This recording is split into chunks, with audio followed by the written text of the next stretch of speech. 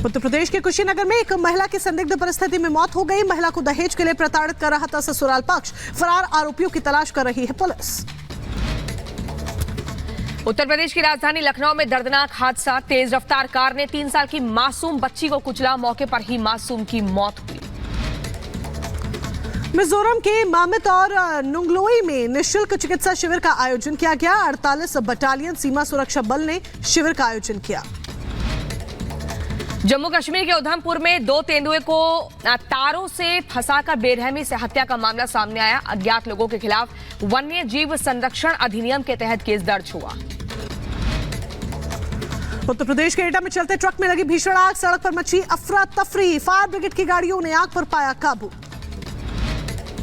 UP के बदायूं में अज्ञात वाहन की टक्कर से बाइक सवार युवक की दर्दनाक मौत हुई। युवक की मौत से परिवार में कोहराम मचा।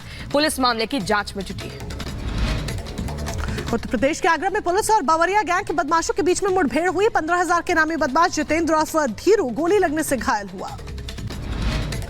यूपी के बांदा में ताबड़तोड़ फायरिंग से हड़कंप मचा। फायरिंग में एक शख्स की मौत हुई। पुलिस मामले की जांच में जुटी।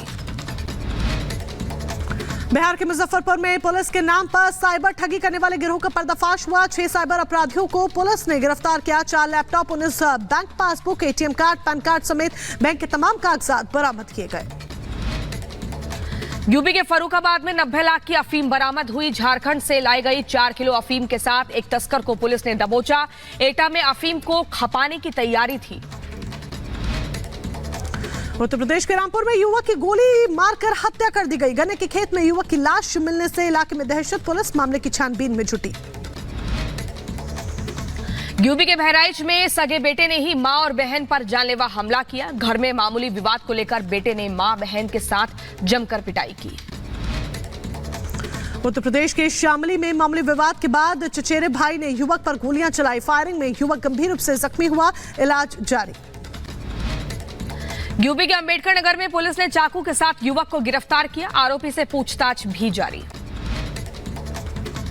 दिल्ली के मुख्यमंत्री अरविंद केजरीवाल को दिल्ली जल बोर्ड घोटाला मामले में समन। आज ईडी ने केजरीवाल को पूछताछ के लिए बुलाया। शराब घोटाले में 21 मार्च को करेगी सवाल जवाब। अमेरिका के फ्लोरिडा में शूटआउट के बाद हड़कंप मचा। 3 लोगों को गोली मारे जाने की खबर। एक की हालत गंभीर। हमलावर की तलाश में जुटी पुलिस। फ्रांस में पुलिस के खिलाफ नाराजगी।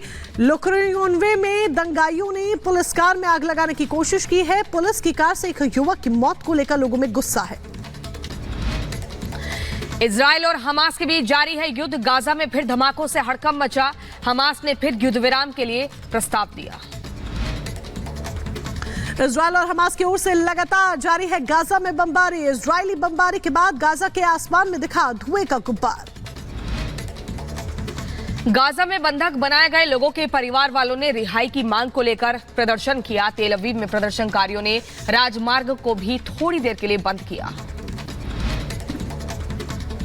इजरायली सेना के हमलों से मध्य गाजा में हड़कंप मचा। हमलों की वजह से देर रात 5 बच्चों समेत 11 लोगों की मौत हो गई।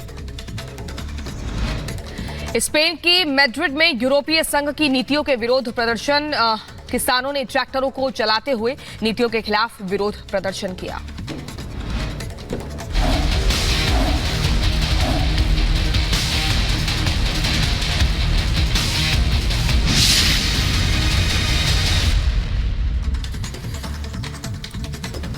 और बड़ी खबर दिल्ली से, जहां पर दिल्ली के मुख्यमंत्री अरविंद केजरीवाल को आज पूछताछ के लिए बुलाया गया है। दिल्ली जल बोर्ड घोटाला मामले में अरविंद केजरीवाल को आज पूछताछ के लिए बुलाया गया है। जबकि शराब घोटाला मामले में अरविंद केजरीवाल को 21 मार्च को ईडी के सामने पेश होना है। यानी कि मुख्यमंत्री केजरीवाल की मुश्किलें लगातार बढ़ती हुई, चाहे जल बोर्ड मामला कहे या फिर शराब घोटाला।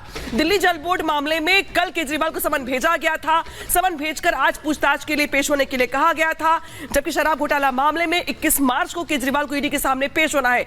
हालांकि शराब घोटाला मामले में केजरीवाल को इससे पहले भी कई बार समन भेजा जा चुका है, लेकिन केजरीवाल अब तक ईडी के सामने पेश नहीं हुए। तो देखना यह होगा कि चूंकि आज दिल्ली जल बोर्ड मामले में ईडी ने समन भेजा है, पूछताछ के लिए बुलाया है, तो केजरीवाल आज पूछताछ में शामिल होते हैं या नहीं, इस पर सभी की निगाहें होंगी। क्योंकि ऐसा इससे पहले भी कई बार हो चुका है जब अरविंद केजरीवाल को समन भेजा गया है और वो पूछताछ में शामिल नहीं हुए। लेकिन चूंकि ये दिल्ली जल बोर्ड में घोटाले का मामला है, ये अलग मामला है, तो आज अरविंद केजरीवाल इस पूछताछ में शामिल होते हैं या नहीं, सपोर्ट करते हैं या नहीं, इस पर नजरें होंगी।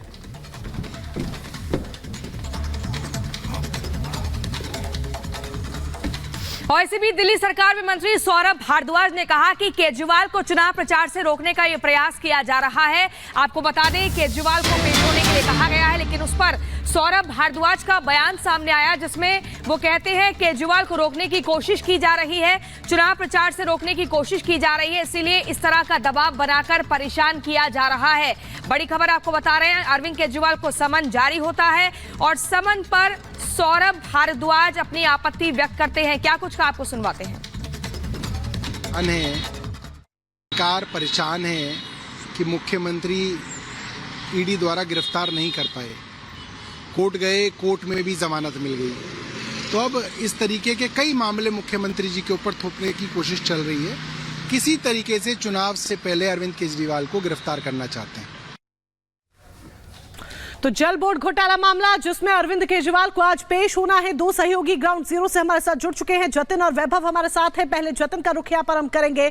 जतिन, जिस तरीके से जल बोर्ड घोटाले मामले में ईडी ने समन भेजा है, लेकिन इससे पहले अगर हम शराब घोटाले की बात करें तो 8 समन का जवाब उन्होंने नहीं दिया, अब 9वां समन भी जारी हो चुका है। अब क्या जल बोर्ड घोटाले के पहले समन पर अरविंद केजरीवाल पेश होंगे? लगता है जतिन तक हमारी आवाज नहीं पहुंच पा रही है। वैभव का यहां पर रुक लेते हैं। वैभव, यही सवाल आपसे, लगता है आज अरविंद केजरीवाल पेश होंगे जल बोर्ड घोटाले मामले में पहले समन पर, या फिर कोई बहाना बनाकर बचते नजर आएंगे?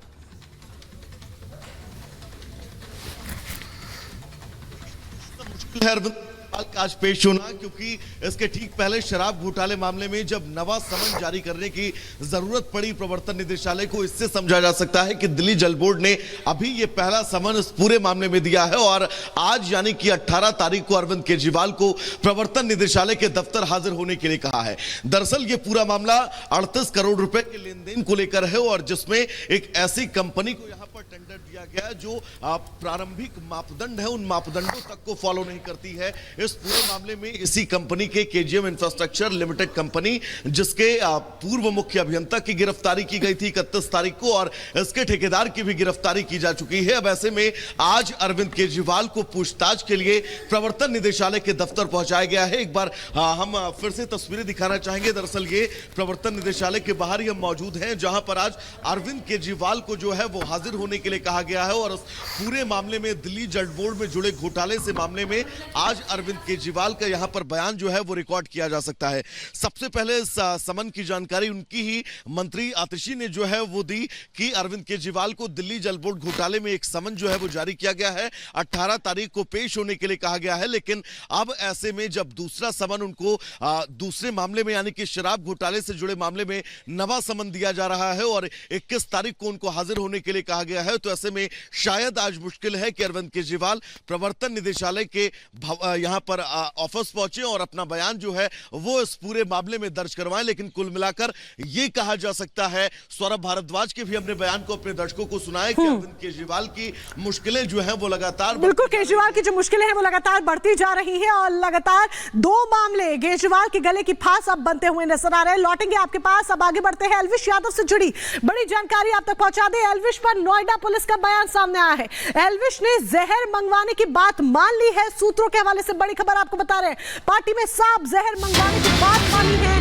एल्विश यादव ने। बड़ी जानकारी आप तक पहुंचा रहे हैं। बीते दिन एल्विश यादव को हिरासत में लिया गया, 14 दिन की कस्टडी में भी उन्हें भेज दिया गया है। पूछताछ का सिलसिला शुरू हो चुका है और ऐसे में बड़ी जानकारी निकलकर सूत्रों के हवाले से सामने आ रही है कि एल्विश यादव ने सांपों के जहर वाली बात कबूल कर ली है। नोएडा पुलिस का बयान सामने आया कि एल्विश ने जहर मंगवाने की जो बात है वो मान ली है, यानी कि जहर जिस तरीके से बड़ी बड़ी पार्टीज का आयोजन किया जाता था, गुरुग्राम, दिल्ली, नोएडा, इन तमाम जगहों पर बड़ी बड़ी पार्टीज का आयोजन किया जाता था, यहां पर सांपों का जहर मंगवाया जाता था। इस बात को कबूल किया है एल्विश यादव ने, यह कहना है।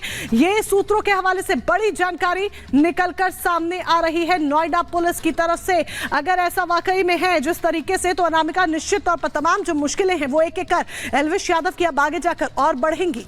और इस पूरे मामले में नवंबर के महीने में ही 5 सपेरे भी अरेस्ट हो चुके हैं, जिन सपेरों ने कबूला है कि किस तरीके से वो सांपों को लेकर आगे बढ़े थे। इस बीच बड़ी खबर आ गई जहां पे एल्विश केस में पुलिस का ये भी खुलासा सामने आया है दरअसल कि आरोपियों को पहले से जानता था एल्विश यादव, यानी कि जो सपेरे पकड़े गए जिन्होंने ब्रोकरेज की, जिसमें जो मीडिएटर बने इसमें, उन सबको पहले से ही यहां पे एल्विश यादव जानता था। साथ ही भी कहा जा रहा है दरअसल कि अलग अलग रेव पार्टी मामले में गिरफ्तार आरोपियों से मिल चुका है एल्विश यादव। आरोपियों से जान पहचान और संपर्क में था एल्विश यादव, यानी कि राहुल नाम का वो शख्स आपको याद होगा जिसको लेकर के ये खबर निकल के सामने आई थी कि वो वही राहुल था जो ऑर्गेनाइज करता था पार्टीज और कैसे मीडिएटर का काम करता था इस पूरे मामले को लेकर। जतिन, बड़े बड़े खुलासे हो रहे हैं इस बीच, लेकिन बड़ा खुलासा यह भी है कि एल्विश जो अब तक बात पाक साफ बन रहा था, उसने कबूल लिया है कि वो उन लोगों को भी जानता था, इन पार्टीज को ऑर्गेनाइज भी करवाता था और सांपों का जो जहर था वो मंगवाता भी था।